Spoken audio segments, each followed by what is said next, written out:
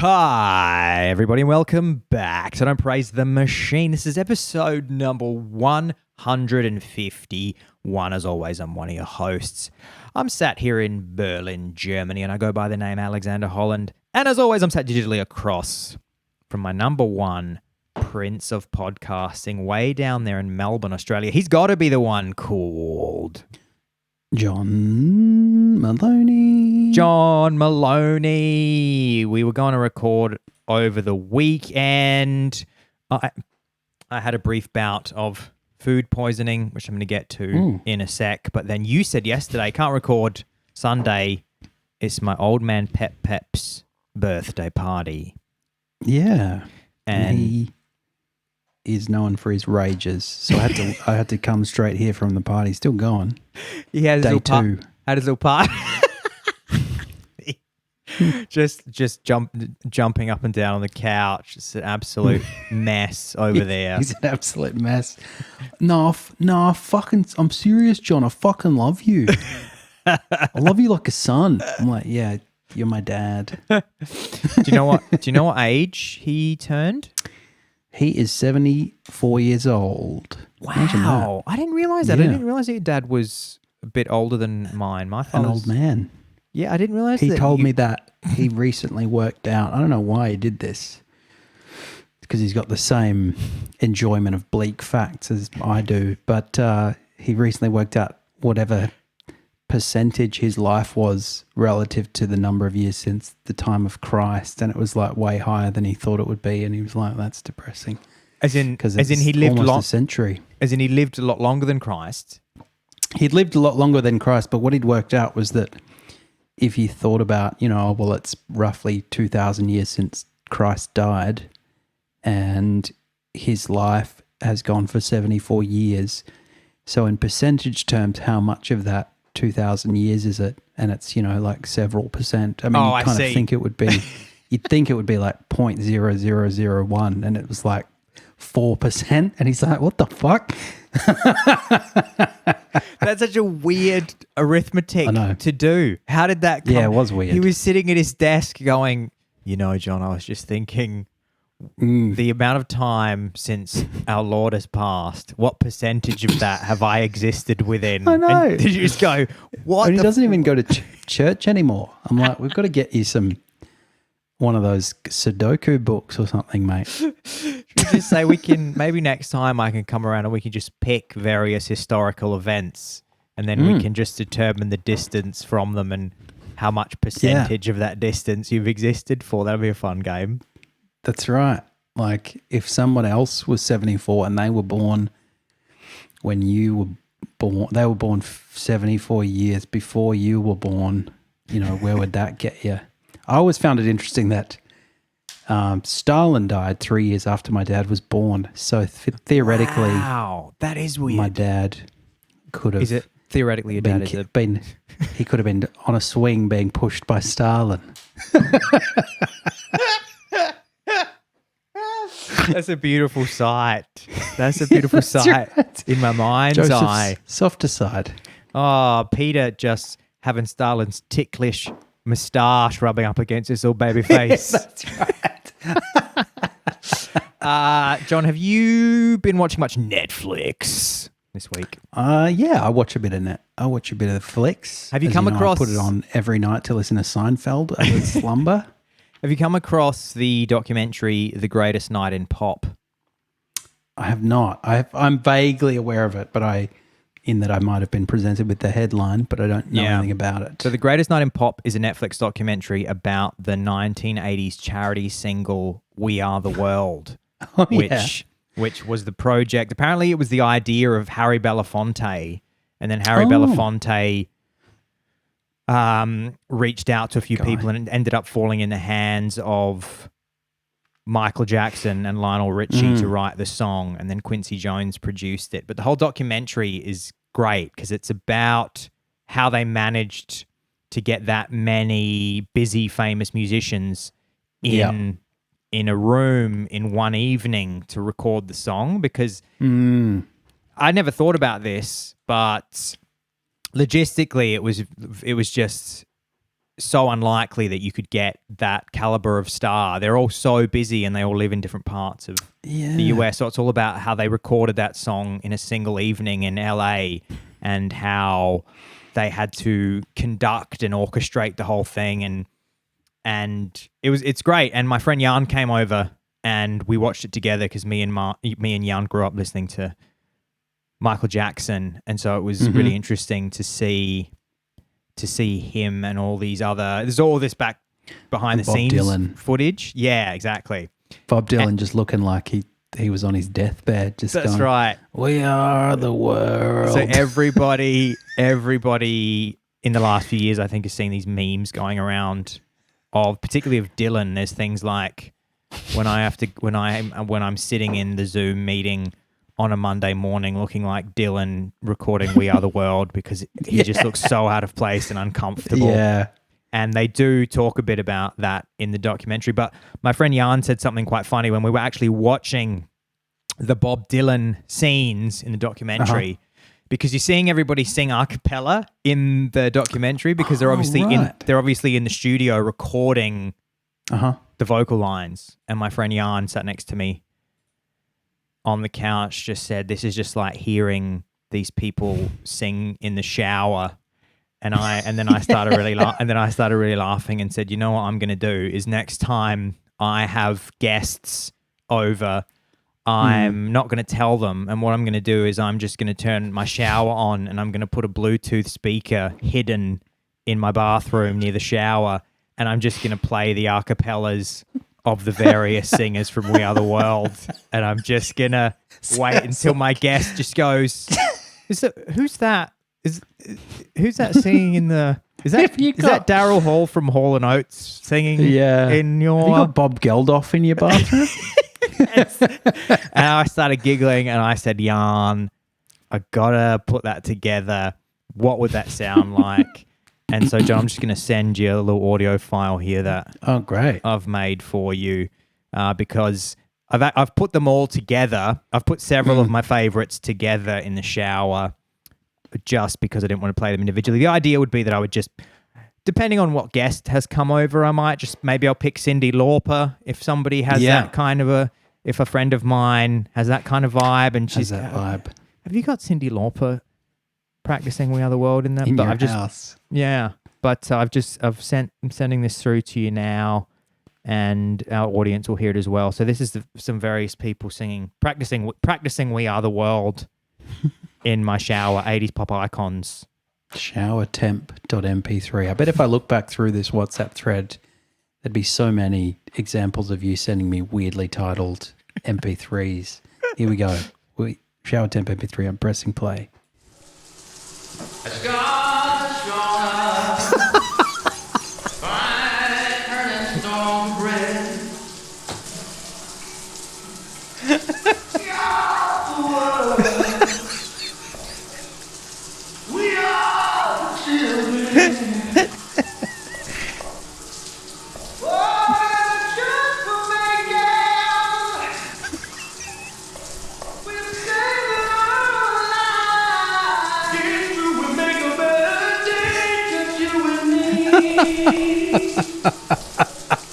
That's so good. So that's exactly what it sounds like.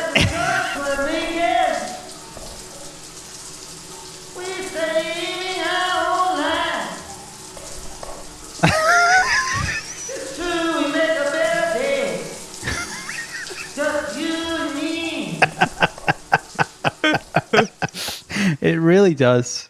It sounds exactly. That was so well observed on Jan's part and well executed by you, but that's exactly what it sounds like. Is someone just like, even though they're singing all the lyrics, it sounds like they're kind of doing half of it in their head and then just like belting out a few lines.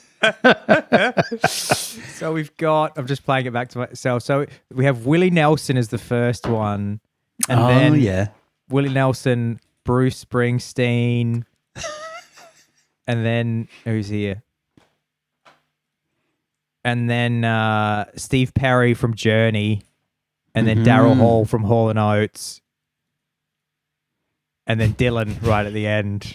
There you We're go. saving our own lives. It's true, we make it brighter days. You and me. You and me. So everybody check Said that the out. Joker. That's the greatest night in pop.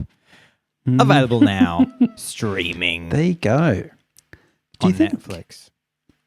Do you think we could get that to happen again, or are all those people just too busy playing for fucking Bahrainian warlords who give them $10,000? Yeah, well, I think to play 5 minutes. you'll never get. I mean, this gets into a slightly deeper discussion, but you won't get that level of star ever again because the internet has distributed the ability to connect with people so readily and quickly and easily. It basically means that our attention now is being spread much more evenly across like thousands and thousands of like B-grade celebrities, including musicians. Whereas before the internet, our attention was very laser focused on a very, very small amount of stars because there were certain channels. There were certain channels through which you could access the stars. They weren't just in your fucking pocket 24 hours a day screaming at you for attention. And so you just had 100 people who were super famous musicians and you knew them all. And so something like a We Are the World song was just such, and I mean, who's it going to be? It's going to be the biggest stars in the world right now in terms of filling stadiums are going to be Taylor Swift and Ed Sheeran. Yeah, and then so you'd have them, and then I don't know. I mean, I'm not cool with the kids. Jack Harlow. Yeah, maybe. Exactly. And as soon as you get to there, you go, well, now this is different. This is something different now. Yeah. This is something shit. Yeah, exactly. I mentioned someone to Jack Harlow to someone the other day. They didn't even know who it was. Yeah. And there you go. That's the thing. Whereas not knowing who Taylor Swift would be quite odd. So you do drop off, and there is a much, much bigger pool. And I'm actually excited by how well that seamlessly lends itself to my thought topic for this week. But I'll let you say anything you want to. No, I'm done. To say about I'm that waiting one. for your. Great. I'm waiting for your thought topic. Great. Oh, that's the thing. I squandered it with a lack of confidence. I should have just assumed you were done. Gone straight in. We need to come up with hand signals with like baseball pitches. Just like the count in for the live telecast. Look, I was thinking about this exact thing that you've just put so well, where there's this ease of access to a certain level of celebrity, and also the kind of the loss of the diffusion of this notion of celebrity from a few kind of leading lights who led this sort of otherworldly existence through to what we have today, which is maybe there are a few people who fit that bill, like Tom Cruise, but it is kind of sometimes billed as like one of the last true movie stars. But most people, they're so exposed with their day-to-day life through social media, and they're so also kind of keen to distract you from the fact that they live a life of sickening privilege that they try to be kind of every people, and they're much more kind of accessible in a whole range of ways. But I was thinking about this since I've come back from New York, which our listeners will know was around about Christmas time, because when we went to New York, Jacinta and I had this lovely day out where we were wandering around Manhattan, which is a wonderful thing to do. I mean, you just kind of go maybe intending to see one thing, and then you spend the rest of the day just following your nose and seeing what's what. And there's all these wonderful little squares and different historical oddities and, all kinds of things. And we ended up walking accidentally to this place called Gramercy Park, which most people probably will recognize the name of, although they might not know much about it, as I didn't. But it's actually the only private park in New York. So in London and places like that, you've got these kind of gated parks and you have fancy apartments around it or fancy houses and everyone has a key who lives there but nobody else can get in. That's not really a thing in New York or at least in Manhattan, except for this place, Gramercy Park. So it's got these very grand old apartments around it, very beautiful, and because it's not a public park, it's kind of very tranquil as well. And I thought, I wonder if famous people live here, because it seems like the kind of place where they would. So, of course, I looked it up when I got home and turned out I was right. Unsurprisingly, people like Uma Thurman and Julia Roberts and Rufus Wainwright either did live there or had lived there at some point. And so it was this kind of sanctuary for the super rich. And then on the way to the airport, which was only a couple of days after that, I was bored and we were stuck in traffic. And so I Googled celebrity home addresses NYC because I was like, I wonder, there's this thing when you go to LA or Hollywood particularly, you can buy a map which will have kind of celebrity addresses on it. And maybe you'll get on a bus and pay for the bus and it'll go past all of these, in days gone by, it was all of these kind of titans of the silver screen. It would be like, and now here's Liz Taylor's house and Charlton Heston and maybe Jack Nicholson or Clint Eastwood or whoever. And they all kind of expected it, I guess. They all had these kinds of, gated houses that they were happy for people to sort of peer at from afar, but they knew that there weren't kind of people just sort of meandering right up to their front door or anything. But when I Googled celebrity home addresses NYC, I was sent to a Google Maps link, which was put up by an individual user. And this person had taken the time to kind of wander around New York or kind of pore over gossip columns and, look at various different information sources and find out where these people lived.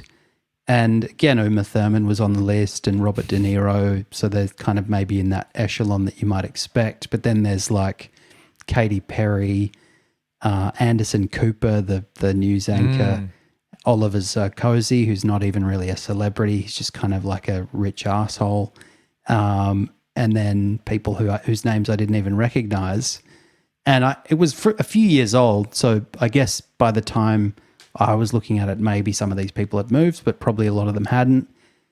And I thought, it's a shame I'm going to the airport because I'd love to kind of engage, having seen quite a lot of New York, engage in this sort of dirtbag tourism of just going to the homes of celebrities that I'm interested in and standing out in front of their house. But it made me think, like, in this age of, the diffusion of information, there's no gatekeeping around who has these addresses anymore, really.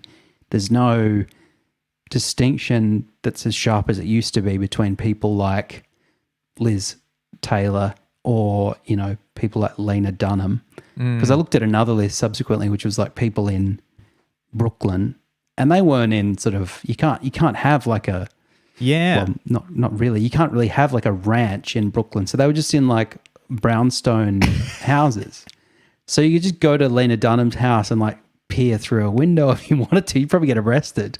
But, it really made me think like because there's a certain relationship between the voyeur and the celebrity and a level of distance and protection and kind of implied consent that makes the Hollywood tour bus okay, even though it's probably annoying to them. They're kind of like, well, this is the price of being a star. Whereas some of these lists were just kind of like handing out candy to stalkers. I mean, it was like, at what point do we go like, you can't have this person's address because they're just kind of a influencer with 10,000 followers. Yeah. Basically, they don't have a security detail. They don't have like a gate around their property. That they're just like an ordinary person, but maybe they've become famous and then suddenly you can like go and gawk at them. But it was just kind of an interesting moment where I realized, what this thing that in LA was quite normalized and had been probably since before I was born, had, because of the way we look at celebrity and because of the tools by which we can access celebrity, had taken on this new form where it was much closer to something that was like potentially weird and a bit parasocial and like, you know, and then you think like, who's fair game here? I mean, I could go stand outside Robert De Niro's house and be like, well, he's Robert De Niro. He can handle it. You know, he knows that he's not like a normal person living a normal life. He's this kind of person in the stratosphere who every person he knows, every person he encounters will know, except in exceptional circumstances. But then if I think, well, yeah, if I want to go to Sarkozy's house or some other businessman, you know, or some celebrity who's kind of got a cooking channel, but like they didn't really buy into being a sought after celebrity, like where do we draw the line? And those kind of lists, you know, are everywhere now. And, you know, I mean, the other thing I thought was I should start one in Australia because I couldn't find any good local ones that maybe put the Emsworths on it. And I don't know who else you'd have. Probably some greats of the AFL, probably, you know, Sam Neill, people like that. Russell Crowe's probably got an Australian house that you could go and see if you wanted to. Yeah, Russell Crowe lives on a farm, I think, and I know a few people that know, like everybody in the town. I mean, everybody knows where the farm is. The media all knows where it is. That thing about there being celebrity addresses of celebrities living in New York available on the internet. I'm assuming it's a hangover from, or that culture of that being normalized started in Hollywood, where you had what you're referring to are called star maps, famously. So from, I don't know when that started. It would be interesting to look at the history of star maps, but the idea being that people found out in Hollywood, it's easy to work out where all the celebrities live, and so what we're going to do is we're going to do bus tours. Because I mean, when you mentioned this to me a couple of weeks ago, I just Googled Star Tour Hollywood, and there were tons of them straight away. Like a bus tour comes up that says you can still just get on a bus, and it goes around Hollywood, and the person on the microphone tells you the celebrity currently living in the house, I assume. And I'm sure a lot of the tour is, this is a house that's been through so many celebrity hands, and you know, maybe you heard about this incident that occurred in this house here. And I think the reason, that's right. Even though Humphrey Bogart killed someone, and even though that seems a bit scummy and tasteless, which it is, I'm sure that the way they were able to justify it at the time was these celebrities live in mansions that are gated with security, so we don't really need to worry about people on this bus tour coming back at midnight and trying to break into the house, because there's 12 levels of security and they'll never get to the celebrity. But as you say, that's not necessarily the case in New York, particularly an area like Brooklyn. If Spike Lee lives in a brownstone in Brooklyn, and you tell somebody that's Spike Lee's house, Spike Lee is not going to be the type of guy, I don't think, that's going to have a fucking 24-hour security detail. No, and just sitting there like everyone else. If you want to cause trouble, then I'm sure that you can. The like strange Daniel thing, Craig and Rachel Weisz, they live in Brooklyn, just in a brownstone. You know, it's like, I'm sure they're not there all the time, but if I stayed there for a whole year, I'd surely encounter them and be able to get my Mummy Returns poster and my Logan Lucky poster signed. What is Logan Lucky? That's a movie that Daniel Craig was in. It's quite good. He plays he puts on a southern accent, which he does incredibly well relative to most British actors. The strange thing about the age that we live in, and in case anybody's not aware of this, let me just give you the 411. Neither you or I, John, yet are quite big enough to be what is called doxed. This is also essentially what you're referring to, is the practice of people online getting the address of somebody that they want to publicize.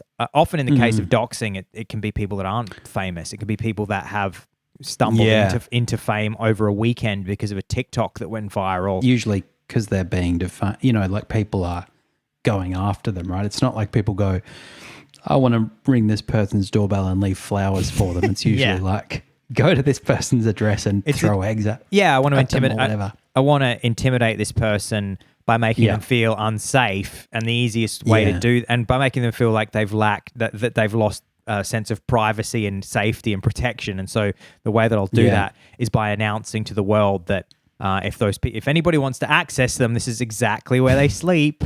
Yeah. But Classy. I have no doubt that you can just get anybody's address at any time Yeah. now with the most, even if, because that's what happens with doxing, is that it's not necessarily that I could get your home address by going into Google and going John Maloney's home address. And I haven't looked into how this is done. But if you how would think, you do it, I wonder? oh my God, it must be so fucking easy these days. Let me ask you this question, John.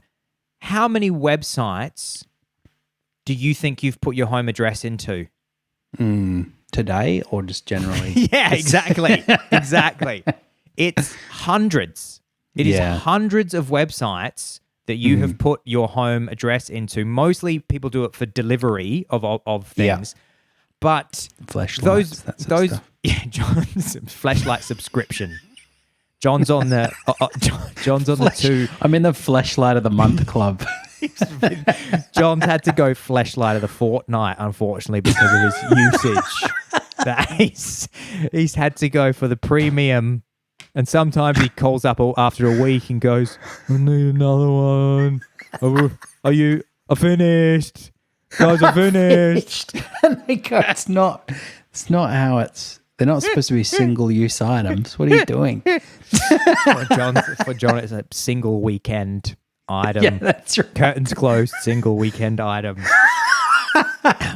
But I mean, I have worked at companies that have got personal details of people because the company has requested personal information, and the security on that information is like non-existent virtually. So I mean, think about where your address has gone, and the idea that every single website that you've sent your home address to has like incredible levels of security is just a total fantasy. And so if somebody wants to dox you, then anybody who's just got like the slightest amount of knowledge of how to use the internet properly can just go, oh, okay, well, let me find one of these thousands of sites that John Maloney has actually put his home address information into.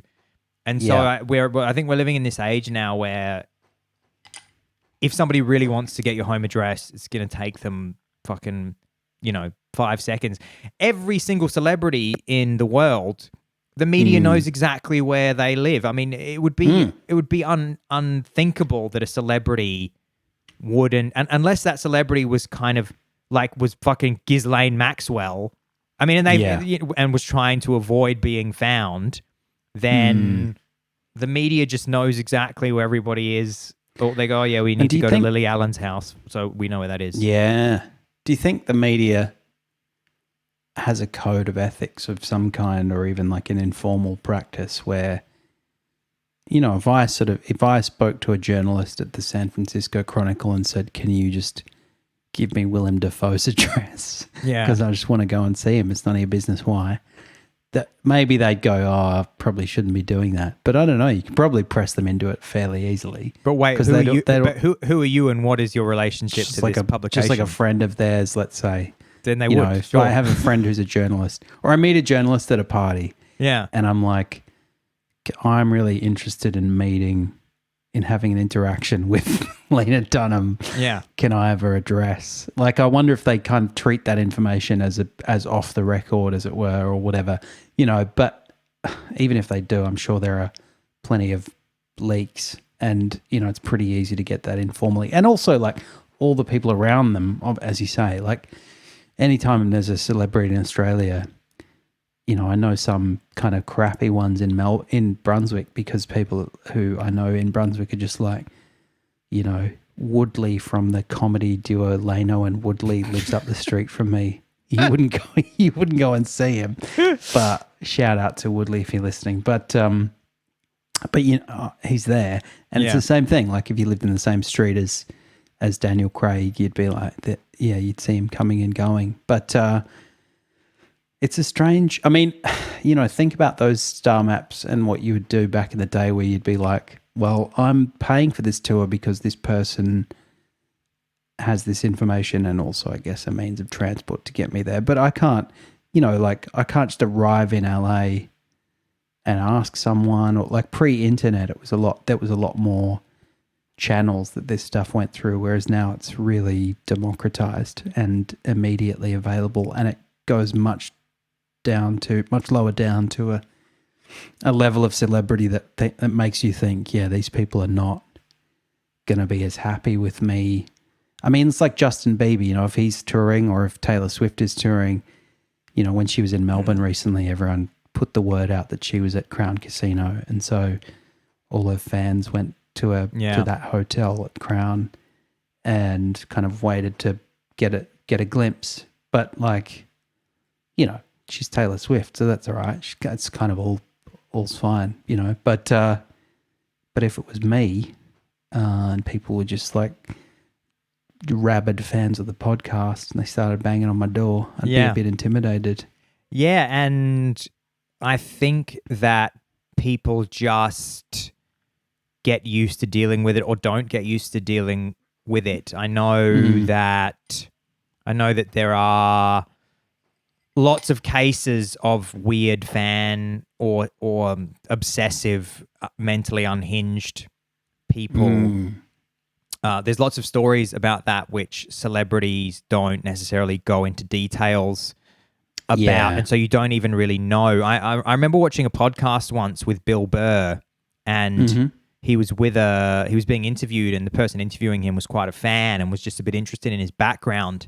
And I think Bill Burr is one of a lot of children, and the person was just asking him, can you tell me a bit about your family, or are you close to your brothers and sisters? And Bill Burr just shut it down and said, no, I don't want to talk about that. And the interviewer was kind of shocked and said, I didn't realize that there was that was an uncomfortable topic. And Bill Burr said, look, it's not an uncomfortable topic, but I am at a level of celebrity, and I'm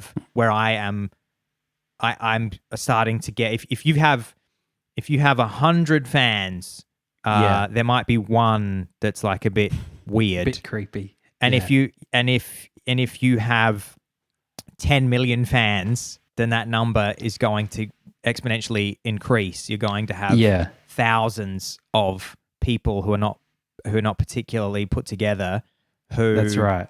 And so Bill Burr, I think, had experiences where people had looked up I think this is extremely common, is that celebrities have people look up their family members. That's the real shitty thing, is that you can control what, you might have put yourself in a position where you've chosen to have some public profile, but your family hasn't. And then particularly if you do anything wrong, if you do something where people on the internet decide that you're a horrible transphobe, then to get at you, they will contact your family and say, are you happy that your son is a horrible racist? How does that make you feel? And then like famously, there was an Australian radio duo that played that prank on the Queen. And they played that prank on William and Kate, pretending to be the Queen.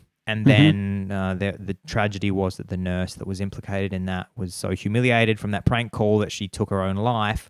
And then that Australian radio DJ, her mum just started getting phone calls.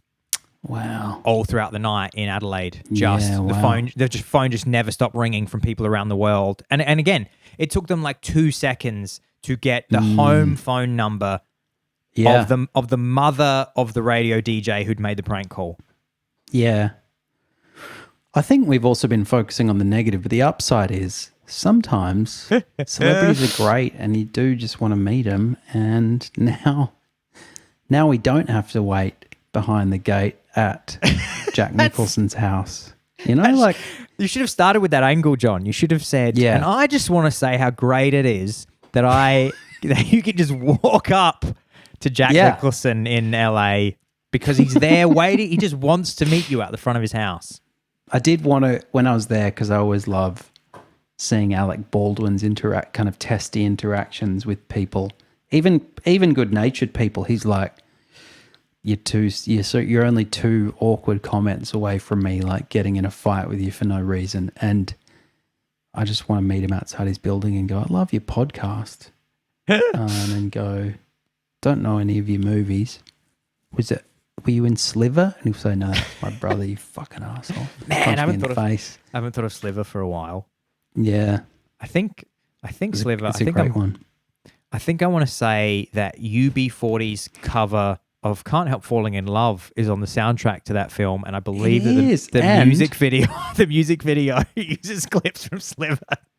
Yeah, it does too. And also it's kind of about it's about a nutty, I don't know what he is, like he's that kind of guy who owns the building, but he's got these cameras installed throughout the building to kind of perv on everyone. That's right. And Sharon Stone has an intense sexual relationship with him. So it dovetails, I think, beautifully with what we've been discussing. Spot on. John, are you ready for me to share something on you?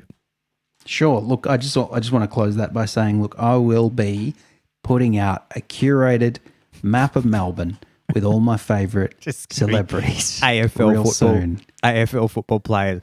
And the caliber John will just make it the caliber of AFL football player who keeps getting dropped and has to play in the B squad. He's not even going to pick actual stars. Nah, it'll be someone whose name I remember who played in the early noughties for one season. You can go and see. You can go and see his house. He's a landscape gardener now, and you can just harass him. Call his landscape gardening company and just harass him. Just him picking up his mobile. It's going to be Wayne Wiedemann suddenly getting doxed. I got something real good that I'm going to put onto you, John. I hope you got your WhatsApp open there because I'm just going to have to send you a little link. So I'm going to... Hang on, let me just send you a little image here. So, John, a question that I'm going to ask to you is take a look at the picture that I've just sent you. Okay. Yeah. And then I'm going to send you another one.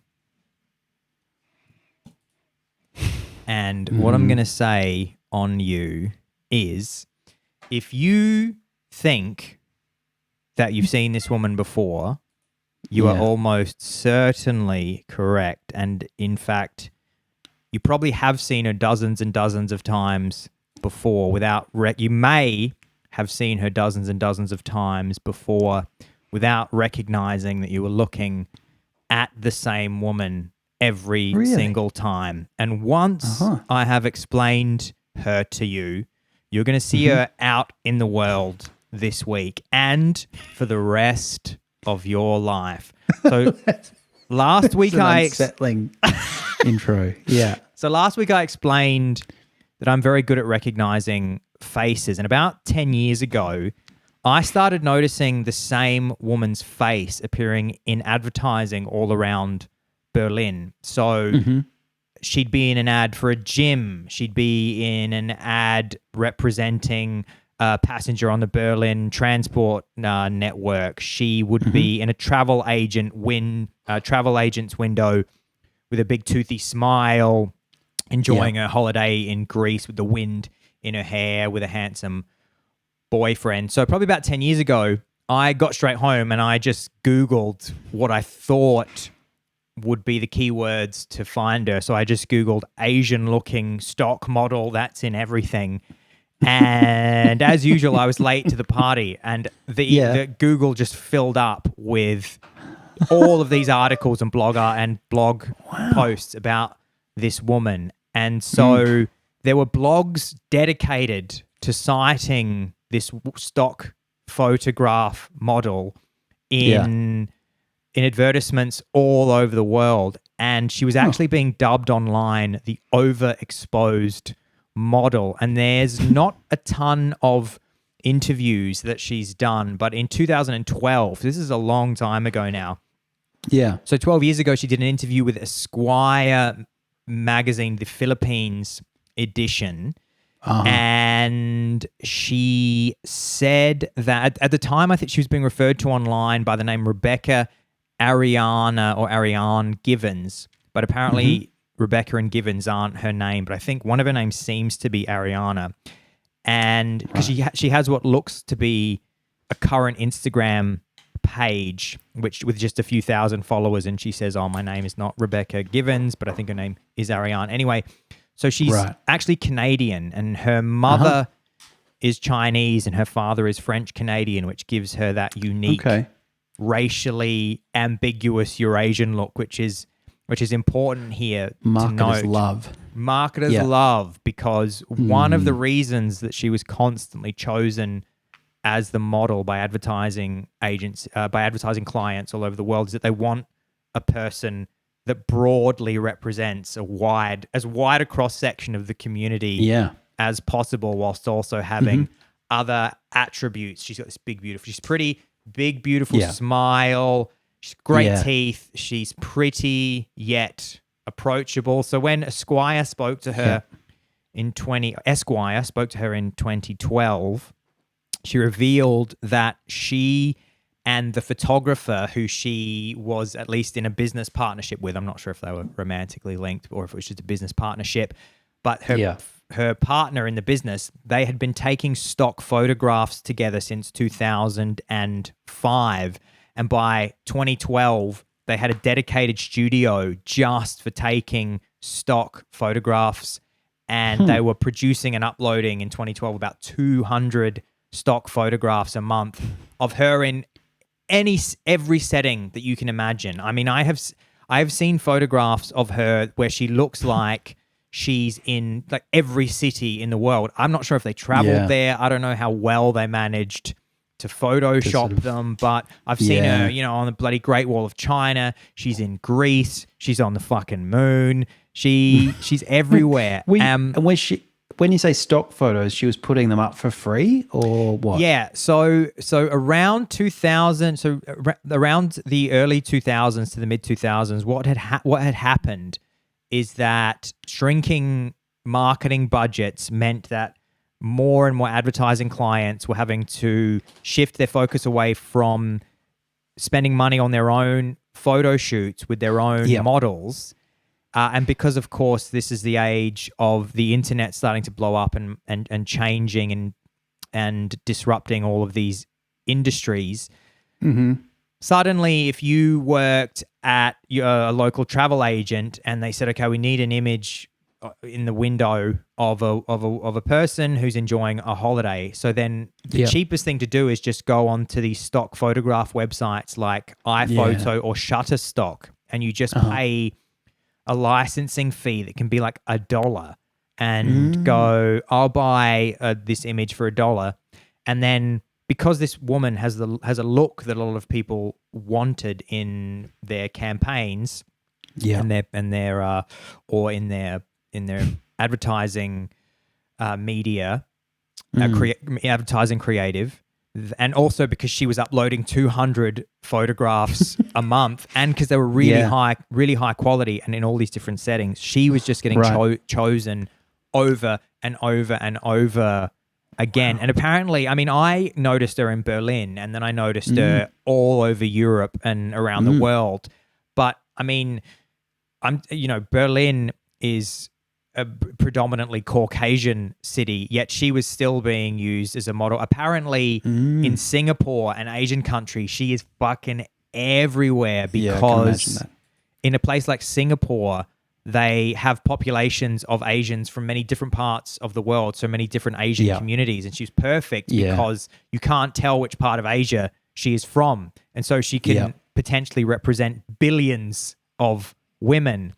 And the reason that she's been such a massive part of my life for the last 10 years is that when I first discovered this, I think I might have been walking with my dear friend Anne. Shout out to Anne Parsons, because she's also the one who reminded me about this and said, "Have you spoken about this on the podcast?" And I was like, "No, this is so the podcast."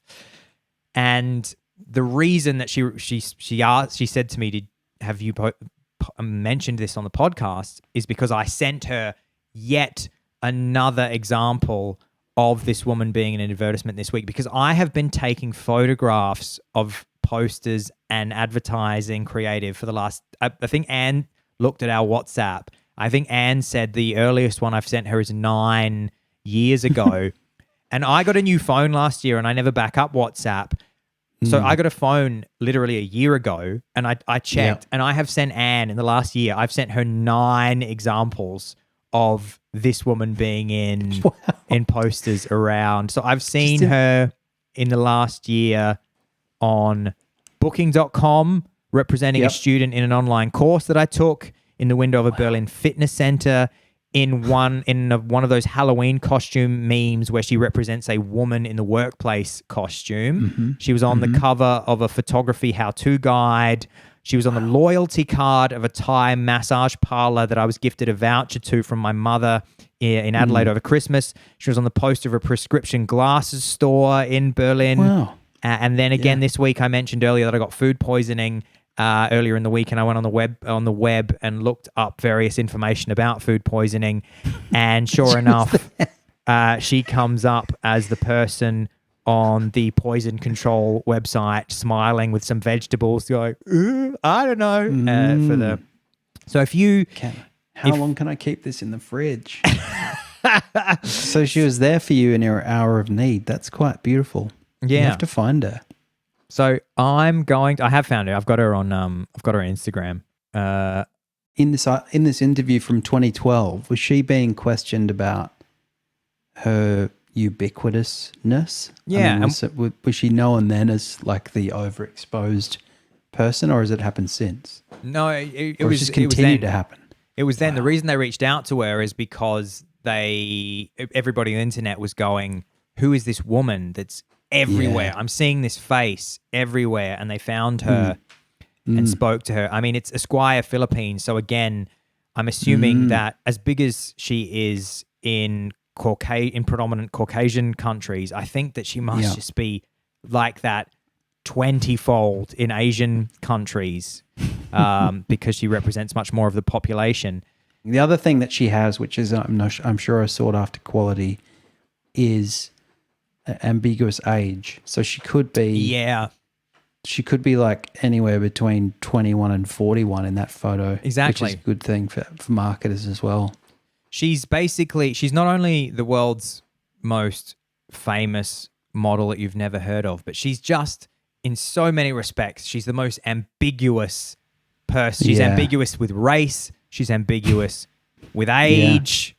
Exactly. She's Miss Ambiguity, and it's just perfect for people trying to come up with advertising creative, because they think, well, this will appeal to so many people because she's so many pieces of the pie. She's the every person.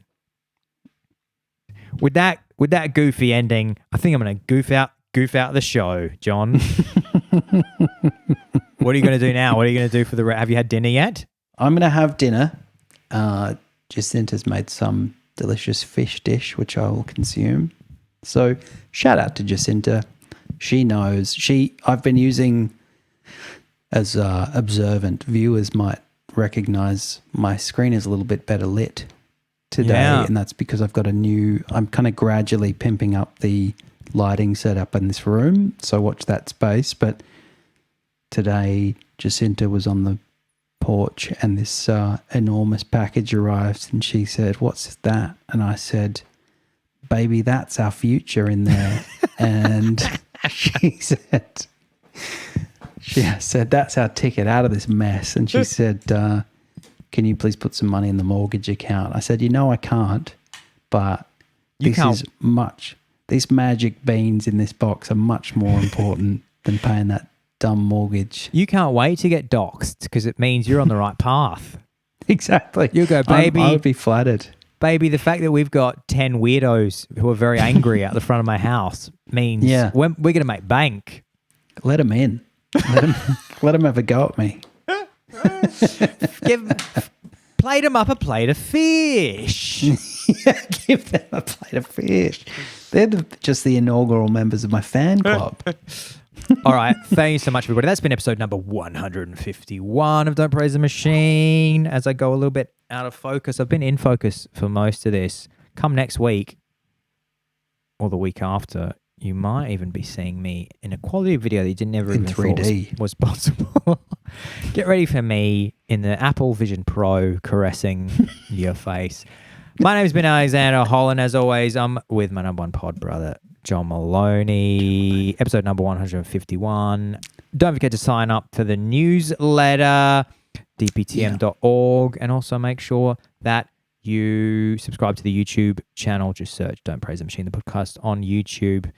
This particular episode, you'll be able to check that woman out if you want to know exactly what she looks like. I'll have been throwing images of her up during the podcast. Otherwise, you can just Google the Asian stock photo woman that I keep seeing everywhere. Thank you so much, everybody. Don't Praise the Machine. And we can't wait to see you next week. At the podcast. Cool.